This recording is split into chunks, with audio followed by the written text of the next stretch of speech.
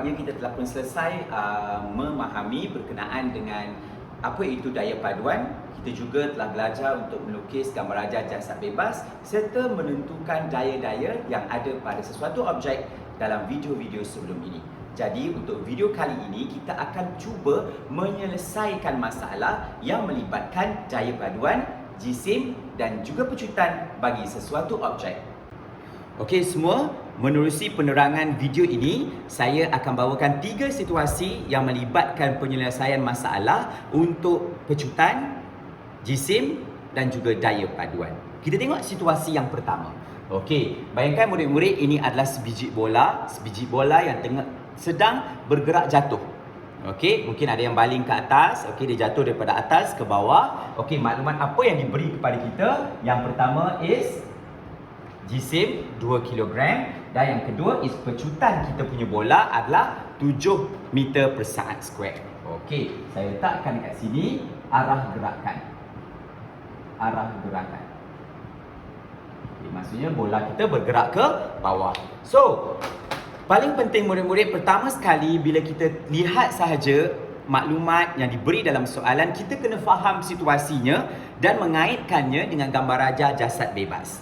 Gambar raja jasad bebas memberitahu kepada kita semua daya yang bertindak ke atas objek kita. So, sekarang kita cuba lukis gambar raja jasad bebas untuk bola ini. Okey, ingat lagi murid-murid, sebarang objek yang mempunyai jisim mestilah mempunyai berat. Jadi itulah daya pertama yang bertindak ke atas bola ini.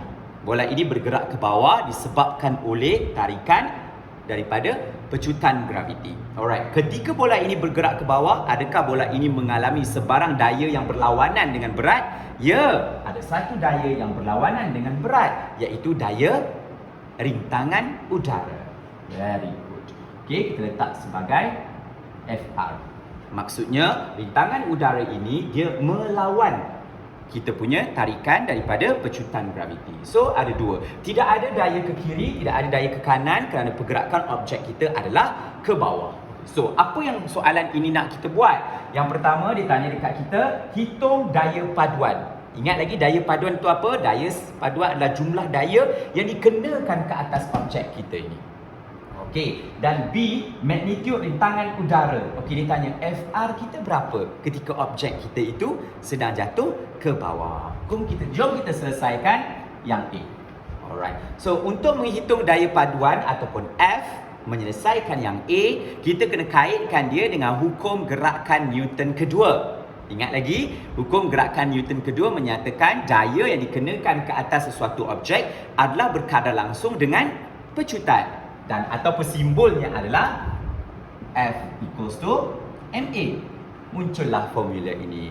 F ini adalah daya paduan, M jisim, A adalah pecutan. Jadi, kalau kita nak dapatkan daya paduan, kita kena ada jisim dan juga pecutan. Ada tak soalan bagi? Yes, soalan telah beri kedua-duanya. So, kita tinggal masuk sahaja ke dalam formula kita ini. So, 2 darab dengan 7.0, maka kita dapatlah 1/4 Newton. So, inilah jawapan untuk yang A. Daya paduan yang bertindak ke atas bola ini adalah 14 Newton. Settle. What about B? Macam mana nak menyelesaikan yang B? Okey, kita ada satu bola ni bergerak ke bawah, ada daya rintangan yang naik ke atas tu. Jumlah daya paduan dia adalah 14 Newton. 14 Newton ni adalah jumlah. Soalannya sekarang, ini berapa? Ini berapa? Kalau kita tahu ini berapa, kita dapatlah cari yang ini. Sebab hasil tambah 2 ni lah yang menghasilkan ini. Okey, so faham sekali lagi.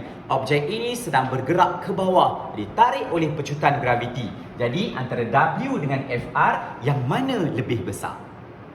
Ya, semestinya lah W lebih besar daripada FR sebab W sedang menarik bola itu ke bawah dan FR adalah rintangan udara yang lebih kecil. Pendek kata, pecutan graviti berjaya mengatasi rintangan udara.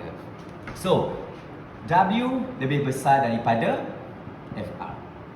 Maka, kalau kita masukkan dalam formula ini, daya paduan adalah F. Okey, sama dengan W disebabkan dia lebih besar, tolak dengan FR. Ini tolak ini, dapatlah yang ini. Okey, so F kita ada 14 Newton. Okey, W, macam mana nak cari W? Dia tak bagi W dekat kita. Tapi ingat, kita dah belajar masa form 4. W sama dengan mg. Apa itu m? M adalah jisim. Apa itu g? G adalah pecutan graviti. So, m darab dengan g, 2 darab dengan 10, kita dapat berapa? Yes, very good. 20. Okay. Tolak dengan FR. Okay. Boleh selesai tak ini? Boleh tak kita cari FR? Okey, dengan menggunakan kepandaian matematik kita ubah susunan ini. Kita letak FR ini dekat depan, samalah dengan 20 tolak 14. Dapatlah FR kita berapa? Yes, very good. 6 Newton. Jadi ini jawapan untuk yang A. Kita dapat menggunakan hukum gerakan Newton kedua. Daripada yang kita dapat ini, kita selesaikan soalan B untuk mencari nilai magnitude bagi rintangan udara dan kita dapat 6 Newton. Okay, next. Yang kedua, kita akan tengok situasi yang melibatkan daya jisim dan juga pecutan pada lift. Okey, yang pertama ada 3 situasi untuk lift Yang pertama, lift dalam keadaan pegun, lift bergerak ke atas dan lift bergerak ke bawah. Apa yang kita kaji sekarang ni adalah apa yang berlaku kepada individu di dalam lift ini bagi ketiga-tiga situasi. Okey, ada sedikit perbezaan bagi ketiga-tiga situasi. Tapi sebelum tu, seperti biasa, jika kita perlu menyelesaikan masalah berkaitan dengan daya paduan jisim dan juga pecutan, perkara pertama adalah kita tentukan apakah daya-daya yang bertindak ke atas individu yang berada di dalam lift. Atau dalam arti kata lain, kita lukis gambar rajah jasad bebas. Okey, kita cuba yang pertama. Okey, so ada orang berdiri dekat dalam ni, pegun, tidak bergerak. Jadi apakah daya-daya yang bertindak ke atasnya? Semestinya yang pertama is W dan yang kedua adalah tidak balas normal. Okey, untuk bergerak ke atas pun sama, W tidak balas normal. Cuma apabila bergerak ke atas, kita mesti dapat tahu daya antara R dengan W ni yang manakah lebih besar. Okey, begitu juga dengan bergerak ke bawah. Individu ini mempunyai berat dan juga daya tidak balas normal. Kalau bergerak ke bawah, R dengan W, yang mana lebih besar? Okey, ambil itu dahulu, simpan, kita akan guna sekejap lagi. Kita cuba selesaikan satu persatu. Jadi, untuk kategori lift ini, soalan yang bagaimana boleh ditanya? Semestinya lah dia akan bertanya tentang magnitude W dan juga magnitude R. Okey, nilai W dan nilai R. Ataupun ada soalan yang bertanya tentang berapakah jisim individu yang berada di dalam lift ini. Okey, murid-murid sekalian. Sekiranya ada soalan yang bertanya tentang jisim individu yang berada di dalam lift itu, maksudnya dia bertanya kepada anda tentang nilai R. Okey, so R adalah sama dengan berat bagi individu itu, tapi kita ubah kepada bentuk kilogram, kita transfer, then it's become jisim individu tersebut. Okey, kita tengok dalam keadaan yang pegun. Okey, kita dah bincang dalam video sebelum ini, apabila sesuatu objek itu pegun, maka daya paduan dia adalah very good. Bagi objek yang pegun, daya paduan dia adalah, bagi objek yang pegun, daya paduan dia adalah bersamaan dengan kosong. Macam mana kita boleh tahu bersamaan dengan kosong? Saya ulang semula. Kita pakai hukum gerakan Newton kedua. F equals to ma. Kalau dia pegun, ada tak pecutan pada lift tersebut? Tidak ada. Jadi lift itu tidak bergerak, kosong. Jadi jisim darab dengan kosong, maka kita dapatlah kita punya daya paduan sama dengan kosong. Okey, so sekiranya daya paduan sama dengan kosong, maksudnya apa jenis daya pun yang bertindak ke atas individu ini, nilai dia at the end kosong. So, sekiranya nilai dia kosong, apakah nilai yang sepatutnya bagi W dan juga R? Contohnya, kalau W adalah 10,000 Newton, berapakah nilai R? Bagi objek yang pegun, W adalah sama dengan R. Okey, kerana dia akan cancel each other and it's become 0 daya paduan dia. Okey, so bagi objek yang pegun, W adalah sama dengan R. Jadi sekiranya soalan tanya pada awak, okey, kalau dia punya berat adalah 100,000 Newton. Contoh. Okey, maksudnya orang ni agak jisimnya agak besar. Okey, katakan 100,000 Newton, berat dia berapakah nilai R? So nilai R adalah 100,000 Newton. Itu dia punya berat. Kalau ditanya jisim, kita kena tukarlah Newton ini kepada kilogram. Kita dah belajar masa form 4. Okey. So kesimpulannya, bagi lift yang pegun, W adalah sama dengan R. Kalau lift itu tidak bergerak, maka jisim kita pun sama macam kita berada dekat luar lift. Kalau dekat luar lift kita 100 kg, masuk dekat dalam lift dan lift itu tak bergerak, jisim kita masih lagi 100 kg. So, done this one. Kita pergi situasi yang kedua. Sekiranya objek itu bergerak ke atas. Kalau objek bergerak ke atas, maksudnya objek itu mesti ada hal laju. Okey, katakanlah saya bagi pecutan bagi objek ini. Saya letak sahaja angkanya apabila bergerak ke atas dengan pecutan 1.2 meter per saat square. Contoh sahaja. Okey. So, sekiranya dia bergerak ke atas macam ni, maka kita tahu yang F equals to MA bukan lagi bernilai sifar kerana dia ada pecutan. Saya letak nilai pecutan dia. Okey. Kalau nak masuk kira-kira, kita kena masuk ni. Tapi sebelum kita buat kira-kira, kita faham dulu tentang daya-daya yang wujud. Okey, so W dengan R. Simple je murid sekalian. First, yang kita tahu F dia tidak sama dengan kosong. Maksudnya W dengan R ni dia takkan cancel each other and become zero. Salah satu daripada W ataupun R ni nilai dia mesti lebih besar. Okey murid-murid, antara W dengan R, kalau lift bergerak ke atas, daya manakah lebih besar? Yes, bagi lift yang bergerak ke atas, R lebih besar daripada W. Mestilah, sebab dia bergerak ke atas. Jadi R lah mesti lebih besar daripada W. Okey, kalau W lebih besar, dia takkan boleh tarik naik ke atas. Okey, so kita dah dapat R lebih besar daripada W. So, daripada penyataan ini kita tahu yang daya paduan yang bertindak ke atas individu dalam lift ini sama dengan R tolak W. Macam mana saya dapat ini? Sebab R bila tolak dengan W, dapatlah daya paduan. Ingat kita belajar masa first video, saya beri kotak, daya kiri, daya kanan. Nak tahu yang mana? Yang besar tolak yang kecil. Betul? Alright, so F sama dengan R tolak W. So, ini pun tak cukup lagi. Kita kena kembangkan lagi formula ini untuk kita masukkan semua data-data yang diberi dan kita boleh dapat jawapan dia. Okey, so F sama dengan MA.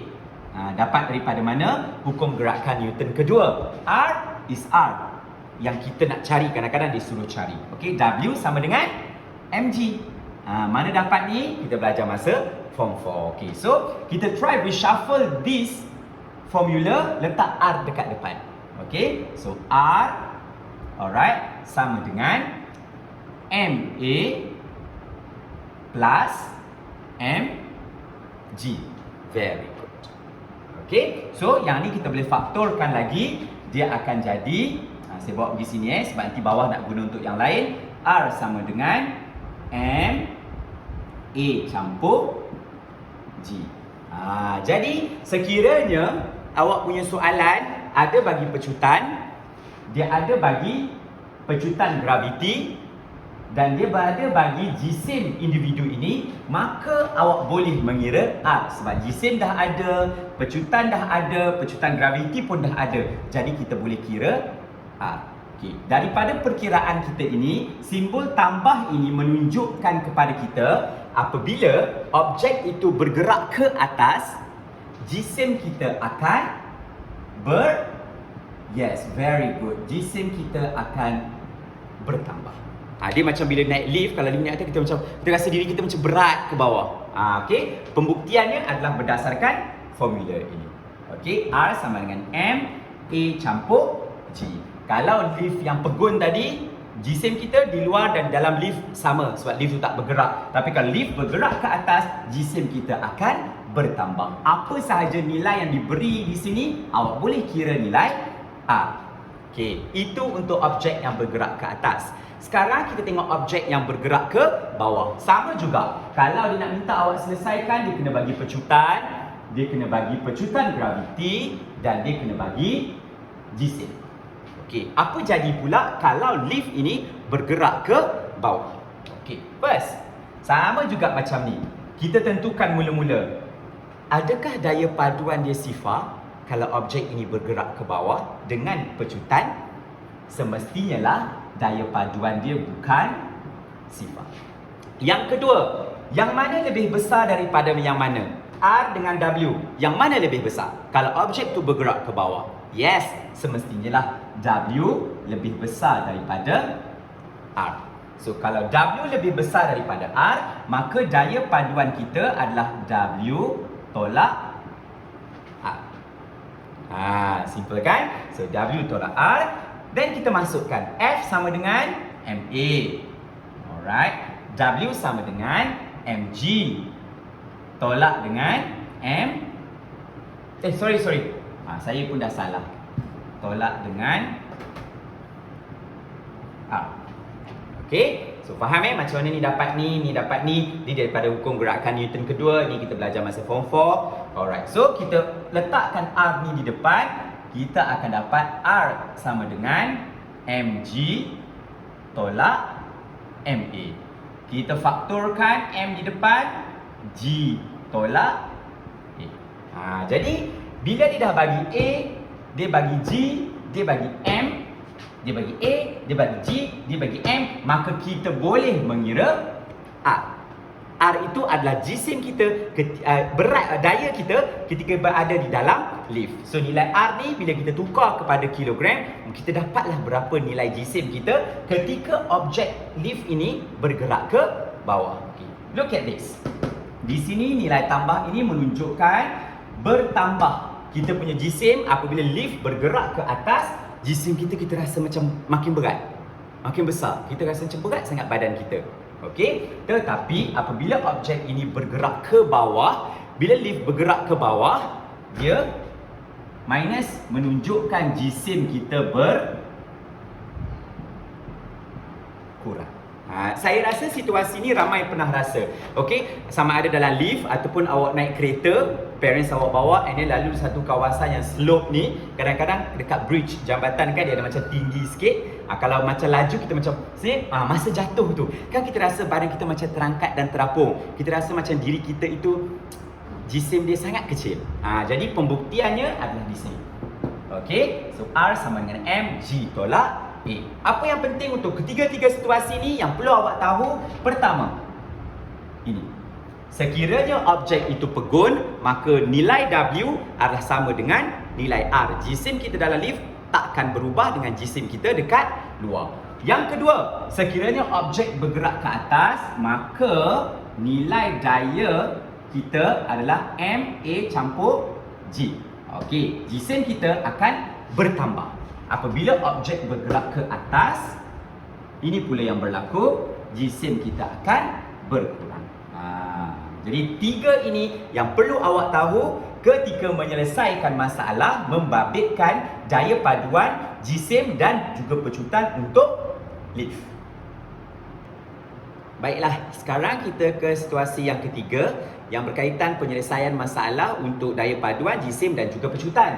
Okey, situasinya begini. Okey, soalan boleh menjadi pelbagai bentuk tapi ia berkaitan dengan sistem ini. Okey, it's called a pulley system ataupun sistem takal. Okey, saya bawakan situasi ini sebab dia lebih familiar dengan buku teks, tapi ada pelbagai situasi yang boleh diolah berkaitan dengan sistem takal. Okey, kita fahamkan dulu gambar rajah ini. Ada satu kotak dekat sini. Kotak ini ditarik oleh satu pemberat. Okey, pemberat ini menarik kotak ini dengan pecutan 5 meter per saat square. Maksudnya pemberat ini turun bawah 5 meter per saat square. Yang ni pun bergerak 5 meter per saat square pecutan dia. Okey, dia diikat dengan tali. Dekat sini, tali ke benang ke, kita pakai tali lah lebih senang. Okey, so jisim kotak ni adalah 2 kg. Okey, dan dia bagi pecutan graviti adalah 10 meter per saat square. So, apa yang diminta kita selesaikan? Yang pertama, hitung daya paduan troli. Kita kena kira berapakah daya paduan yang bertindak ke atas troli ini. Yang kedua, tegangan tali yang menarik troli itu. Ini tegangan tali yang menarik troli ini berapakah nilai ketegangan tali itu, daya yang menarik. Dan yang ketiga, dia tanya berapakah jisim pemberat yang tarik troli. Kita selesaikan satu persatu. Kita selesaikan yang pertama, A dahulu. Tapi macam biasa, dapat sahaja soalan, perkara pertama yang perlu kita selesaikan dan ambil maklum adalah gambar rajah jasad bebas untuk situasi ini. Itu yang kita kena faham dulu. Sebab daripada situ baru kita boleh create dan kita faham daya-daya apa yang kita boleh tambah ke, tolak ke, campur ke, ataupun formula yang macam mana.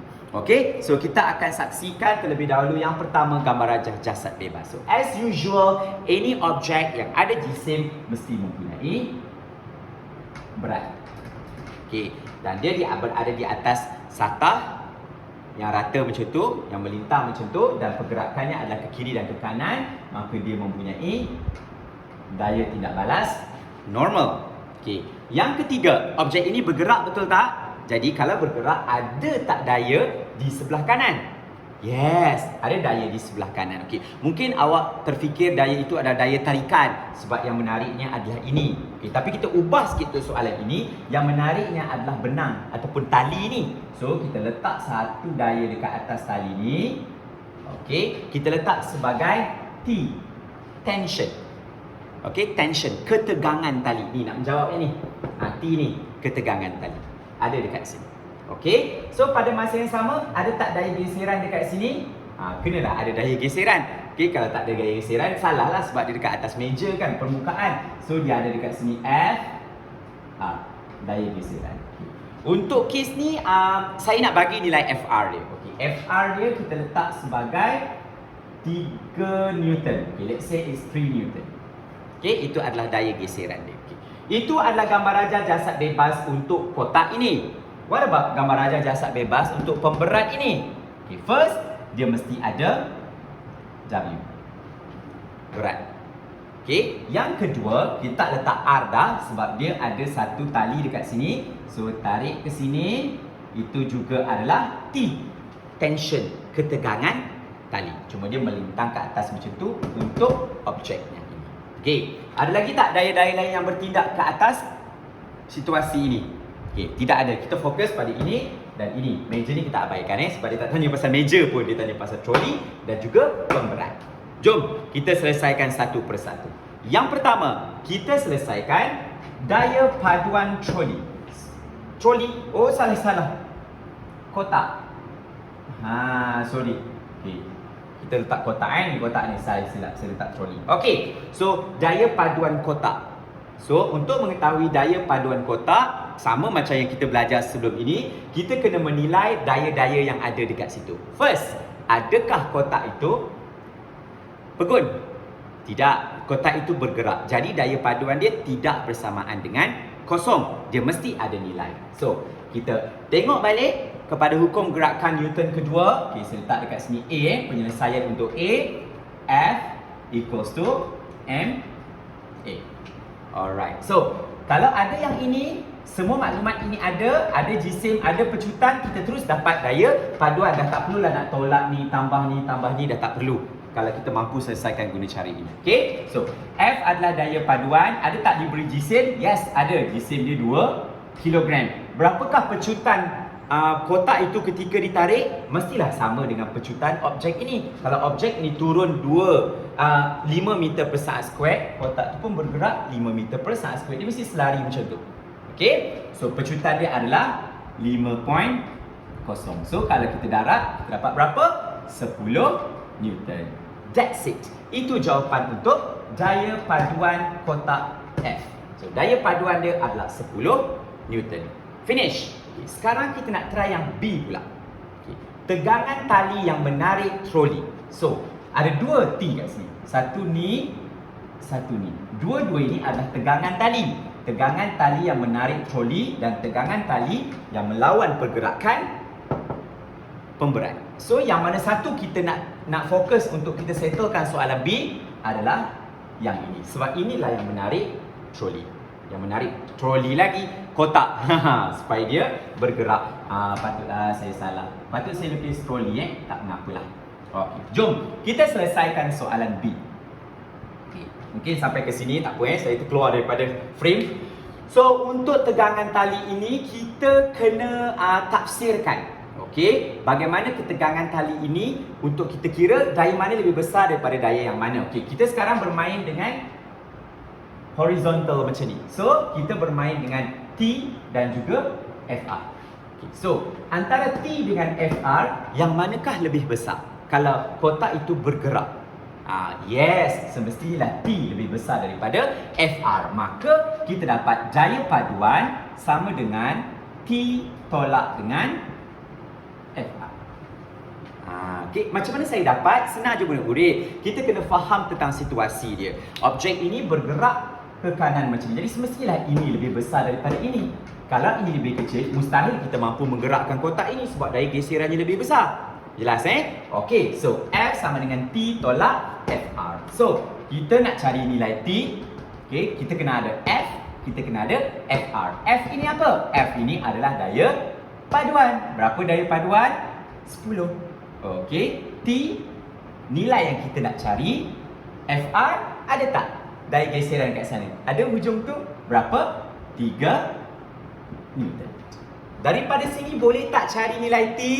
Okay, saya pergi ke sebelah sini Kita pergi sebelah sini. Saya dah terkeluar frame, tak apa. Okey, so T samalah dengan 10 campur 3. Berapa?